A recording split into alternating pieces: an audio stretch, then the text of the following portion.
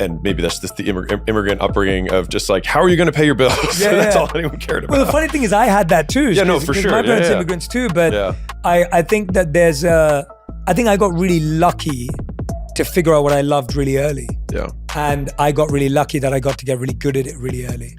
I had this mentor really early on in my career who said, never do what you love because then it becomes work. And so just a completely counter take. And this guy was a guy who just had he had 3 or 4 stores that he ran, and he retired at age 28.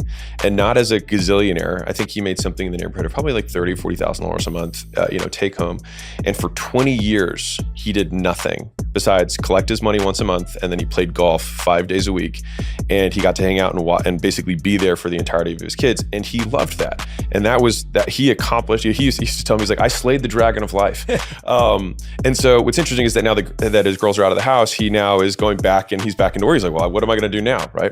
I wholeheartedly agree with the not following your passion piece. The practical translation might be, or at least my third myth that I would probably tack onto this as we're building these is overbelief in idea and underbelief in execution. Oh yeah, so true.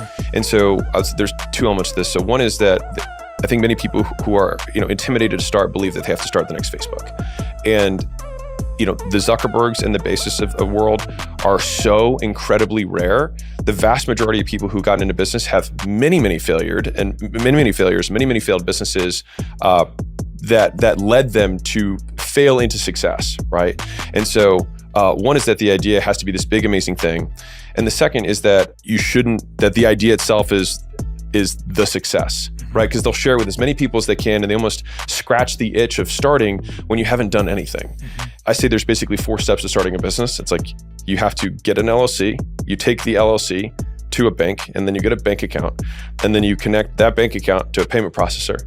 And then you go ask a stranger if you can do something in exchange for money. And if you do all 4 of those things, you have a business. That's it, right? And so a lot of people like spend years being like, I'm going to start a business one day. It's like, you can do it tomorrow. You literally do all of this tomorrow. And then it's like, okay, well then how do I get the person to exchange money? It's like, well, you reach out to the people you know, right? You open your phone, you look at the 400 contacts you have there, you open up your Facebook profile, you have 300 friends, you look at those friends, and then you just say, hey, you send a personal video, you send a personal text and say, hey, I am starting this thing. This is what we're doing. This is what I'm solving. Do you know anybody? That's it. And so it's not even like you're asking your friends to buy something from you. What's interesting though is that 90% of the time, the person who responds is, oh, you could do that for me if you want.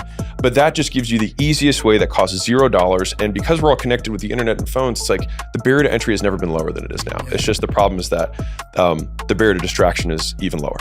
What stood out to me there is the personal text, the video and the email. Yeah. And then the fact that you're asking your friends to introduce you to people who may want it, not asking them directly.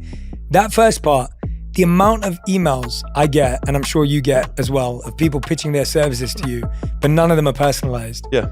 Walk me through the difference of that personal video, because it's life-changing, like when it's done right. So, I mean, these are your friends, or at least your contacts that you've met at some point in your life. And so trying to recall when you met that person, literally just stating their name and asking that it's, hey, I'm going to be doing this. And I would say consistency is the currency of credibility. So what people don't want to do is refer a friend to somebody who's fly by night. But if you can actually just demonstrate that, hey, he's still doing that, the likelihood that they're going to refer someone goes way up because the relational capital is not nearly at risk. Because if I'm going to introduce somebody to somebody else, I'm risking my social capital on the hope that the third party or whoever is sending this original text is actually going to do a good job. And so you can also include a little bit of risk reversal in that, which is like, hey, I'm doing the first 10 for free. And the reason I'm doing it is because I just want to get some testimonials, get some reviews, and also just so that I can learn too. And I think just being really upfront and being really honest about it makes the stakes feel a lot easier. And so then those first 10 people, you do exactly that. And the thing is that you're going to be better off than they will. For those of you who are like, I don't want to work for free. It's like, you're not working for free. You're earning and then you're learning and then you're earning. And so we got to go through the learn phase first. And the best way to do it is people who aren't direct connections of yours, maybe one step removed. And then at that point, they're going to give you very real feedback. And if you do a good job, then after a certain point, my goal is to get people to basically shift supply demand in their favor. Like I say, the two laws of business that I am the most moved by are supply and demand, which is this X here, and then leverage. So that's a fulcrum for leverage. And so I see those as the two biggest forces in business. And so